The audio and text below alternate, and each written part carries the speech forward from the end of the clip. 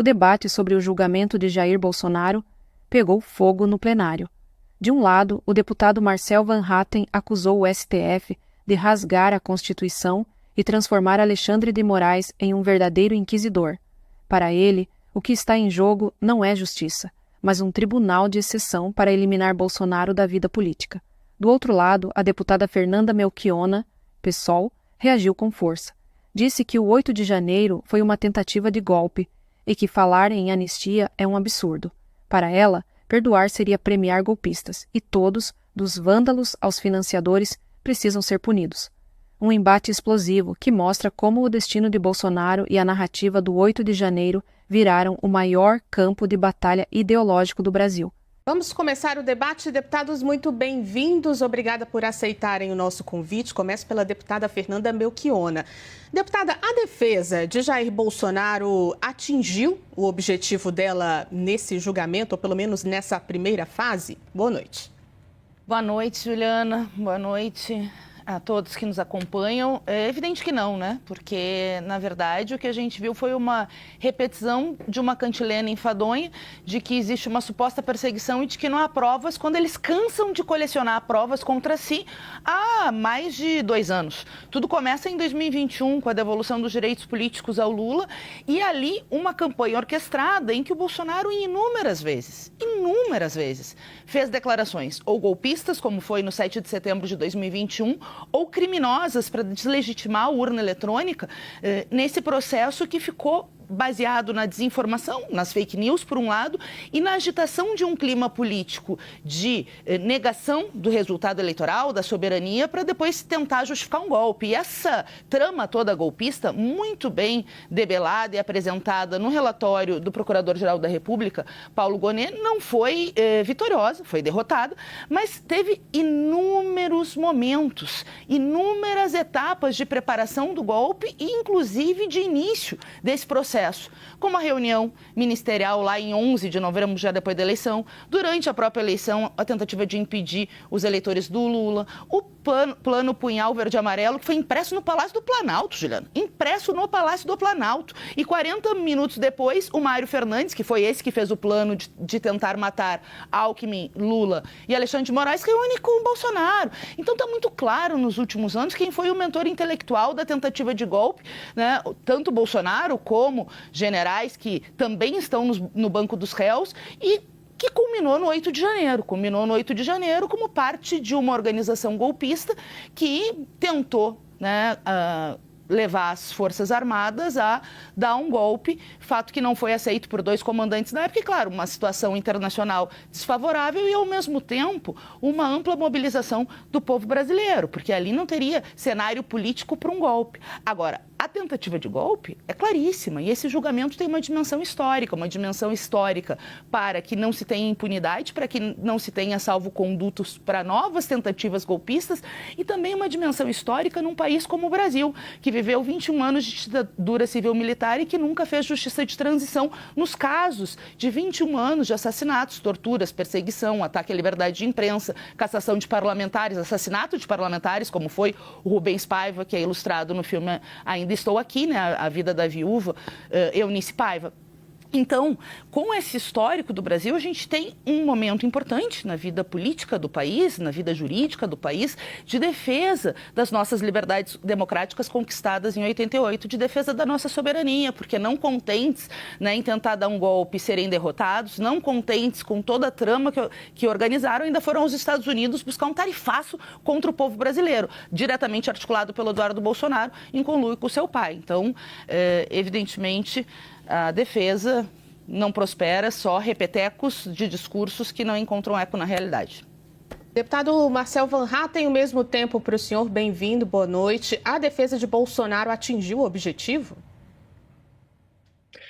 Boa noite, Juliana. Boa noite, Fernanda. Não atingiu, porque não há como atingir o objetivo de fazer uma defesa, um processo que não é devido, não tem julgamento acontecendo no STF, que tem um justiçamento, a começar pelo fato de que o relator é uma suposta vítima, que também é acusador e julgador ao mesmo tempo. E os outros 4 ministros, todos indicados por suas posições pelo Partido dos Trabalhadores, pelo PT. Um deles ex-advogado do Lula e o outro ex-ministro da Justiça do Lula. E nenhum deles se declarando suspeito de julgar Bolsonaro. Aliás, Flávio Dino, inclusive, disse que Bolsonaro estaria mais próximo do diabo do que de Jesus, quando, em determinado momento, na sua vida pregressa como político, foi chamado a dar uma opinião sobre Bolsonaro. Então, é claro, muito claro, que não há como qualquer defesa prosperar. Agora, se me perguntarem sobre o trabalho dos advogados, eu diria, inclusive, que eu esperava uma postura mais combativa contra todas as ilegalidades e abusos. Apesar de algumas serem mencionadas, das ilegalidades desse processo, nós podemos citar tantas outras que levam a esse julgamento ser considerado o mais falso da história da Suprema Corte brasileira, um julgamento fake, é um justiçamento, repito, porque o que ali está em jogo é ódio, vingança, é buscar politizar na Suprema Corte um ato jurídico. E cá para nós, o que nós estamos vendo também na Suprema Corte é a tentativa de buscar impedir que Bolsonaro seja candidato na próxima eleição, aliás, já foi decretado inelegível, e mais do que isso, ter qualquer vida política após, com base numa narrativa que não sustenta, não para de pé. Vincular ainda mais o 8 de janeiro com toda essa narrativa é uma piada. O 8 de janeiro foi justamente em janeiro, verão, recesso, sem autoridades em Brasília, um momento em que nós vimos o próprio governo se omitir na segurança, propositalmente, não tem nenhuma dúvida disso, para que acontecesse na escala que aconteceu aquelas cenas de vandalismo, e hoje nós vemos milhares de brasileiros sendo censurados, perseguidos e tendo seus mais básicos direitos humanos violados. Uma pessoa que fez uma pichação com batom, que foi apagada no dia seguinte, levar 14 anos e meio de cadeia, é um absurdo em termos de direitos humanos e deveria unir a todos, da esquerda à direita. Aliás, o próprio deputado Chico Alencar do PSOL reconheceu que essa pena é absolutamente absurda. E nós precisamos lembrar que toda essa trama supostamente golpista só foi possível graças a uma série de denúncias feitas por pessoas infiltradas em grupos de WhatsApp que se passaram por pessoas aliadas da direita e que alimentaram uma máquina de destruição de reputações que protagonizou um novo gabinete do ódio, ou talvez o único que realmente existiu, dentro do Supremo Tribunal Federal, como Eduardo Talhaferro ontem aqui no Senado da República denunciou. Então tudo leva a essa conclusão de que não há defesa possível quando não há também devido processo legal, nem acesso, inclusive, a provas e autos por parte dos advogados, coisa que a OAB tem silenciado costumeiramente nos últimos anos. Durante o julgamento dos réus do Núcleo 1 do plano de golpe, as defesas criticaram a atuação da Procuradoria-Geral da República e também do ministro Alexandre de Moraes no processo. Um exemplo é a defesa do general Augusto Heleno, que chamou Moraes de ministro inquisidor. Aí eu pergunto aqui para os nossos participantes se essas críticas têm fundamento. Vou começar agora pelo deputado Marcel Van Hatten. A gente vai equilibrar aqui os tempos, daqui a pouquinho passo para a deputada Fernanda Melchiona. Van Hatten. Não há a menor dúvida. Aliás, eu já mencionei sobre isso na minha resposta anterior. O ministro Alexandre de Moraes não tinha a menor condição de conduzir um julgamento em que ele é uma suposta vítima, também faz o papel de acusador e até de investigador, que não lhe cabe, e de julgador. Aliás, isso ele tem feito reiteradamente desde, no mínimo, 2019, quando ele foi designado o relator do inquérito das supostas fake news, quando Dias Toffoli foi denunciado por Marcelo Odebrecht como recebedor ou receptor de propinas, e a matéria da Cruzoé que trazia essa revelação foi censurada por esse inquérito. Depois, nós só vimos escalar esse sistema arbitrário que não é de julgamento. É um sistema que foge ao Estado de Direito e que Eduardo Talhaferro, ontem, ex-assessor do ministro Alexandre de Moraes, comprovou com uma série de dados e materiais que ele tem salvos no seu laptop. Hoje ele asilado, ou melhor, exilado, na Itália, e que demonstram o modus operandi dentro do Tribunal Superior Eleitoral e também do STF, que inclui trocas de mensagem entre assessores do TSE e Polícia Federal, infiltração de agentes que avaliavam mensagens dentro de grupo de WhatsApp para enviar para o Tribunal Superior Eleitoral e até mesmo contato direto entre o assessor Eduardo Talhaferro, então no TSE, e o hoje Procurador-Geral da República, na época subprocurador, Paulo Gonet. Essas atitudes são absolutamente absurdas. Aliás, são crimes de responsabilidade, crimes também de abuso de autoridade que levam no Brasil, de acordo com a lei, à cadeia. O Procurador-Geral da República, Paulo Gonet, e o ministro Alexandre de Moraes devem sofrer impeachment pelos seus atos. Eles que estão atacando a democracia e violentando a Constituição.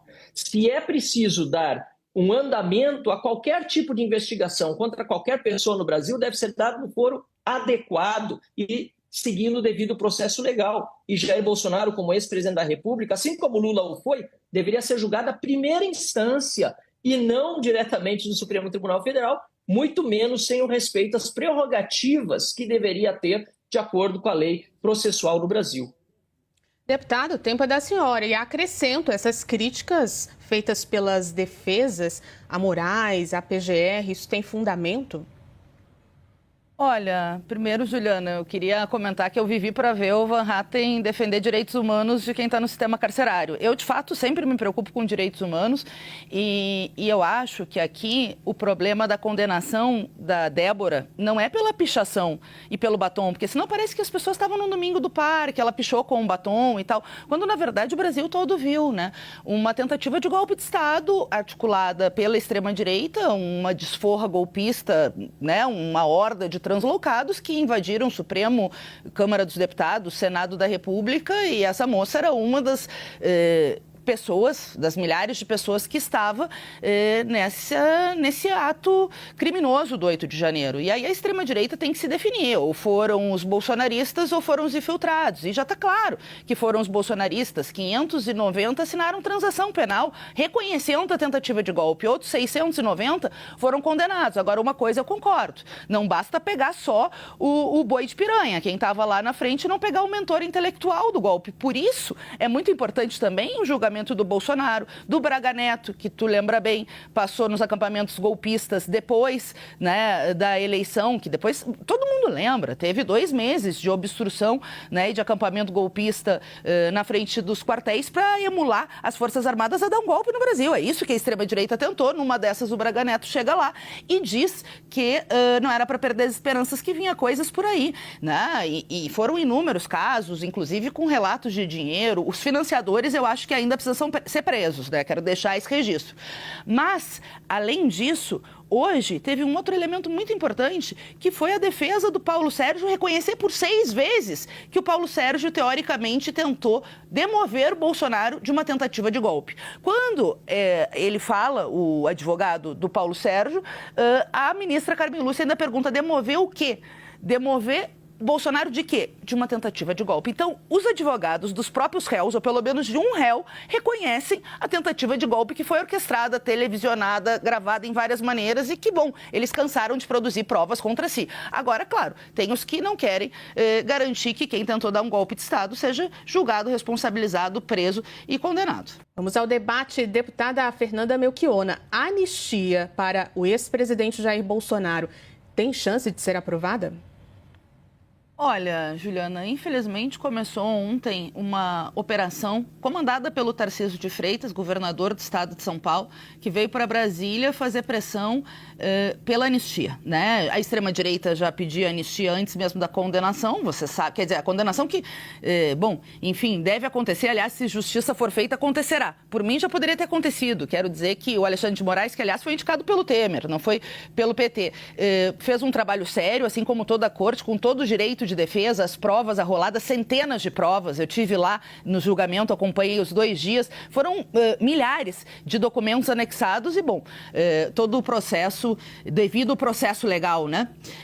Agora, veja, eles começaram essa tentativa de votar esse projeto escandaloso da anistia ontem. Reforçaram com a entrada de setores do Centrão em curso. Claro que a anistia é inconstitucional. Já tem precedente do Supremo Tribunal Federal no caso Daniel Silveira, quando o Bolsonaro indutou o seu amigo. E o Supremo, por decisão unânime, disse que não cabia em crimes contra as liberdades democráticas, contra o Estado Democrático de Direito, a anistia ou o indulto. Agora, nunca se sabe. Um Congresso que não tem pressa para votar o fim da escala 6x1, ou mesmo a atualização de imposto de renda para quem ganha até R$5.000 e a taxação dos super ricos, né, que tem essa pressão da extrema-direita e dos setores do Centrão, nunca se sabe, por isso que a gente tem que fortalecer a luta, pelo julgamento, para que haja as condenações e para que não tenha anistia. E, por outro lado, eu acredito que mesmo que seja aprovado na Câmara dos Deputados, tem a declaração do Alcolumbre, que é importante, mas não para em pé no Supremo Tribunal Federal. Só que eles querem fazer um jogo de estica, né? Agudizando a crise institucional, dando uma resposta para uma base translocada bolsonarista, emulando os seus no sentido de tentar dar salvo-conduto para esses golpistas do 8 de janeiro, por isso que organizaram uma trama que durou 2 anos, atentando contra as liberdades democráticas por dentro do sistema político brasileiro. Por isso que é tão grave o que está acontecendo, né? Essa movimentação articulada pelo Tarcísio de Freitas, que, claro, já tinha o endosso da extrema-direita, que inclusive chegou a fazer uma obstrução patética da presidência da Câmara dos Deputados para chantagear pela anistia e depois pela PEC da blindagem, para blindar políticos quando o povo brasileiro precisa de projetos que melhorem a sua vida. Uma vergonha. Deputado Marcel Van Hatten, uma anistia contemplando o ex-presidente Jair Bolsonaro tem chance de ser aprovada pelo Congresso? Amanhã fará, no dia 4 de setembro, 56 anos do sequestro do embaixador americano Charles Elbrick. Aliás, se fala tanto em soberania, lembre-se do que aconteceu no passado, com a esquerda sequestrando um embaixador americano em solo brasileiro. E quem esteve envolvido? Fernando Gabeira, anistiado. Vários crimes foram anistiados da época da ditadura militar, do regime militar, como quer que se chame o período. Um período em que houve restrição de direitos e que houve também muita violência por parte de sequestradores, de pessoas que cometeram assassinatos, todos anistiados. O Brasil tem uma história de anistia para pacificar o país. E nós vimos isso acontecer ao longo de séculos. A revolta da Chibata foi a que foi mais rápida de todas as anistias propostas. Em 3 dias estavam todos anistiados. Eu entendo que sim, é necessário anistiar as pessoas por uma questão também humanitária. Direitos humanos são importantes para todos. Talvez isso difira a minha posição da posição da Fernanda Melchiona. Eu, quando cheguei na Assembleia Legislativa do Rio Grande do Sul, participando de uma subcomissão de um deputado do PT, fui visitar o sistema carcerário gaúcho e ali pude ver em loco tudo aquilo que já se denuncia há anos e fizemos uma série de propostas de melhorias para o sistema carcerário. E eu sempre olho para os direitos humanos para todos, mas alguns olham só para os direitos humanos daqueles que são da sua própria ideologia. Nós não podemos tolerar que pessoas sejam torturadas. Felipe Martins passou 10 dias numa solitária, preso injustamente durante 6 meses. Pessoas não tiveram individualização de condutas, não há prova nenhuma de que quebraram qualquer coisa de muitas das centenas das pessoas presas e ainda assim o Estado não as anistia, seguem com tornozeleira eletrônica. Isso é um crime e essas pessoas ainda terão de ser, sem dúvida nenhuma, anistiadas. E aqui na Câmara dos Deputados nós temos votado projetos para dar direitos humanos e dignidade a todos, inclusive, sobretudo, as vítimas. Enquanto a bancada do PSOL, por exemplo, na maioria votou contra a castração química de pedófilos ou contra a ampliação do número de anos cumprido na cadeia para eventual progressão de regime de estupradores e homicidas, nós votamos a favor de que acabe com essa impunidade, pedófilos sejam castrados quimicamente e bandido fique na cadeia o máximo de tempo possível diante dos crimes que cometeram. Agora, quando nós vemos pessoas sofrendo injustiças, como acontece nesse espetáculo criado do 8 de janeiro, nós não podemos ficar calados e certamente a anistia vai passar. Juliana, temos que encomendar um debate sobre a anistia. A comparação que o Van Hatten fez é estapafúrdia. A gente lutando para ter liberdades democráticas, o Estado assassinando, e agora nós estamos vendo, dentro das liberdades democráticas conquistadas lá atrás, a tentativa de dar um golpe dentro do regime que o Bolsonaro fez. É completamente estapafúrdia o argumento, mas deixa... que foi dado no dia 8 de janeiro por um manifestante? Mas eles não conseguiram! Nossa, quebraram tudo! Eles queriam, mas não conseguiram! O apoio não seu da Marinha, que está no banco dos réus, da Aeronáutica e do Exército, se recusaram a dar um golpe. A tentativa do 8 de janeiro era de novo criar o caos para justificar uma tentativa de golpe. Isso o Brasil todo viu, o mundo todo viu, Marcel. Deputado Marcel Van Hatten, faz um absurdo. A narrativa não, é televisionado. Tá tudo televisionado, e eles Marcel. Só sobrevivem, por favor. Eles só sobrevivem politicamente dividindo o país. Eu quero união e pacificação, por isso a gente...